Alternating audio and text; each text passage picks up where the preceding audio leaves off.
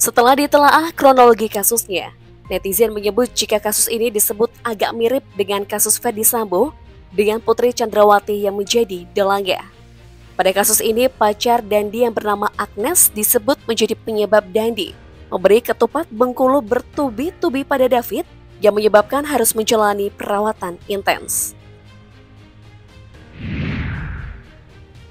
Kapolres Metro Jakarta Selatan Kombes Ade Arisyam Indradi mengungkapkan motif kekerasan pada Kristalino David Ozora yang dilakukan oleh Mario Dandi Satrio.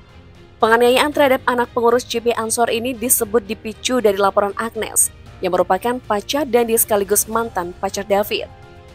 Aduan Agnes tersebut membuat Mario Dandi Satrio emosional dan segera menanyakannya pada David. Namun karena David tak kunjung mengkonfirmasi, Dandi mendatangi langsung David pada Senin 20 Februari 2022. Awalnya Agnes menghubungi David dengan alasan ingin mengembalikan kartu pelajar. Mereka kemudian bertemu di rumah teman David di kawasan Pesanggerahan, Jakarta Selatan. Saat itu Agnes mendatangi David bersama Dandi dan seorang temannya berinisial SLR yang belakangan juga ditetapkan sebagai tersangka. Setelah adu mulut, peristiwa nahas itu pun tak terelakkan terjadi.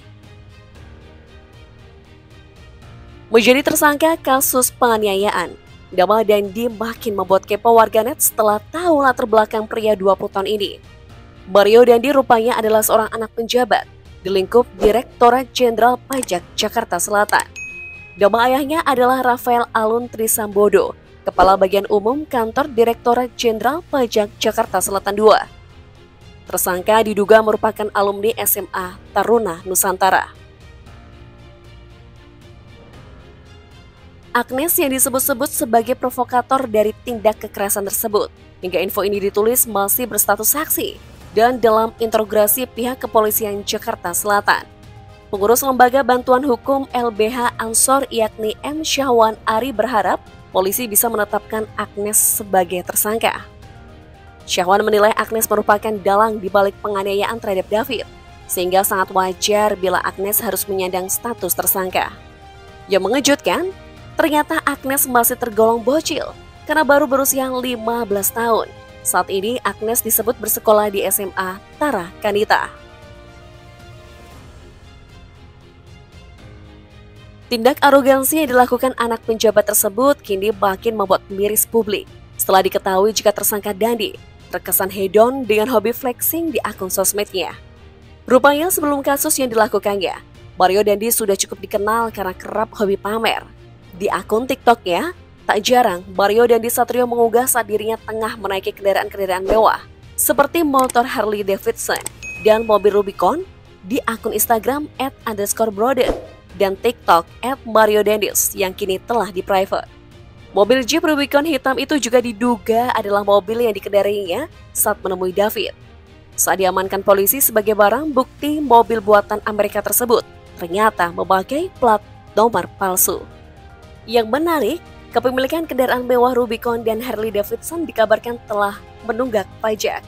Sungguh miris dan ironis ya guys. Jika mengingat ayah Dandi sendiri adalah seorang penjabat di Direktorat Jenderal Pajak. Masih terbilang muda dan belum berpenghasilan lebih, warganet makin penasaran dengan Jeep Rubicon berharga miliaran yang dikendarai Dandi. Kemudian mobil tersebut adalah pemberian orang tuanya. Mobil Rubicon merupakan generasi terakhir dari seri Jeep Wrangler dan merupakan mobil Jeep yang paling populer. Mobil dari negeri Paman Sam tersebut memiliki visual gagah dan mewah, sehingga menjadi mobil idaman banyak pria karena dapat meningkatkan kesan macho. Dengan spesifikasi yang lengkap dan canggih, mobil Rubicon dibanderol dengan harga yang bervariasi, mulai dari 1,73 miliar rupiah hingga 2,1 miliar rupiah.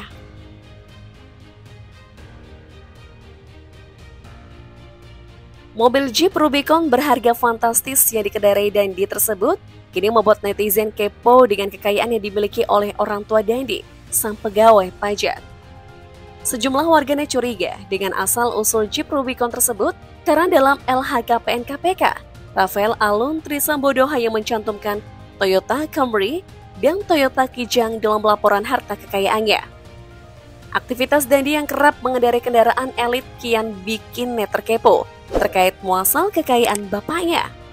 Dalam LHKPN KPK 2021, total harta kekayaan Kepala Bagian Umum Direktorat Jenderal Pajak Kementerian Keuangan Kantor Wilayah Jakarta Selatan II ini mencapai 56 miliar rupiah. Dari data yang ada, harta Rafael didominasi kepemilikan 11 tanah dan bangunan di sejumlah kota yang mencapai nilai 51 miliar rupiah. Ada juga alat transportasi dengan nilai total 425 juta rupiah yang terdiri atas Toyota Camry Sedan tahun 2008 dan mobil Toyota Kijang tahun 2018. Rafael Alun juga menulis harta bergerak lainnya 420 juta rupiah, surat berharga 1,5 miliar rupiah, kas 1,3 miliaran rupiah, serta harta lainnya mencapai 419 juta rupiah. Karena dicurigai asal-usul kekayaannya, Rafael berencana menjelaskan asal-usul kekayaannya.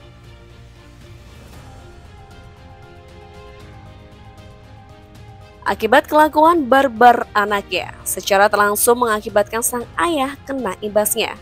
Menteri Keuangan Sri Mulyani memutuskan mencopot jabatan Rafael Alun Trisambodo sebagai Kepala Bagian Umum Direktorat Jenderal Pajak Kementerian Keuangan Kantor Wilayah Jakarta Selatan II.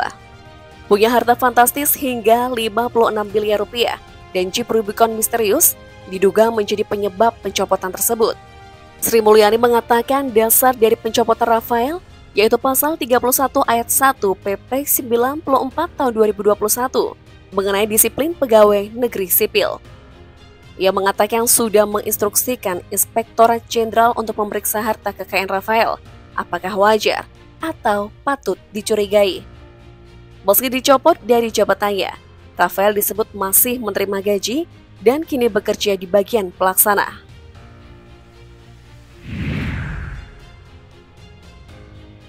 Kasus yang dilakukan Dendi kepada David belakangan oleh publik tidak lagi hanya terlihat sebagai kasus kriminal saja, tapi juga memperlihatkan bagaimana gaya hidup hedon anak pejabat mengekspresikan arogansinya yang secara gamblang menyingkap gambaran anak pejabat dan kekayaan orang tuanya yang absurd. Menanggapi hal ini, Menteri Koordinator Bidang Politik Hukum dan Keamanan, Mahfud MD sampai memberikan ultimatum agar setiap pejabat yang anaknya hidup hedon dan flexing wajib diselusuri asal-usul kekayaannya. Nah, kira-kira pepatah mana nih yang cocok menggambarkan tragedi yang dialami Dandi? Sudah jatuh tertimpa tangga pula? Atau sekali tersangka, 2-3 tersangka terlampaui? Kita tunggu saja ya kabar KPK menindaklanjuti kecurigaannya pada harta sang pegawai pajak.